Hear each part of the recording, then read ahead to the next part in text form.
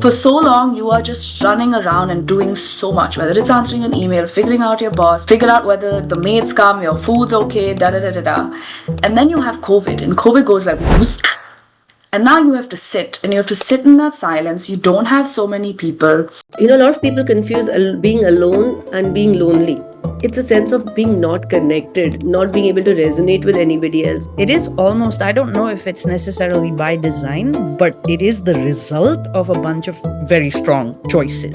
Sometimes you can't explain to other people what you're really going through. I am lucky. I have a bunch of people, my parents, my friends, they're very, very close to me. I can share whatever I can with them. Despite that, sometimes you feel like you can't come across what you really want to say to other people.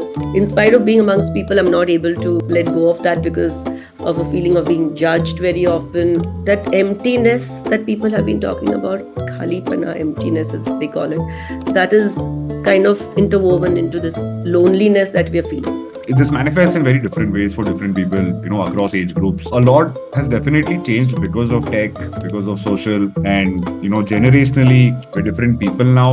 The old identity markers that gave us our sense of who we were in the world seem to have fallen away, and we don't know where to look for that sense anymore. Sometimes you feel like the world kind of doesn't understand you. You get help, you talk to more people. How can you fix what you cannot name? And how many of us have thought about it for the many-headed monster that this thing clearly is? For what we can, contribute, check in on those around you, at least to begin with, work, family. Ask, reach out. It could be even a shift in someone's way of functioning online. If someone who would generally communicate or stop communicating, start checking in with them. Having these conversations is very important. Even, it's somebody at work and they seem to be stretching their days till 9 p.m. in the office on the pretext of work. More often than not, they're just bored and they're hiding from anything else. They're just burying themselves in work.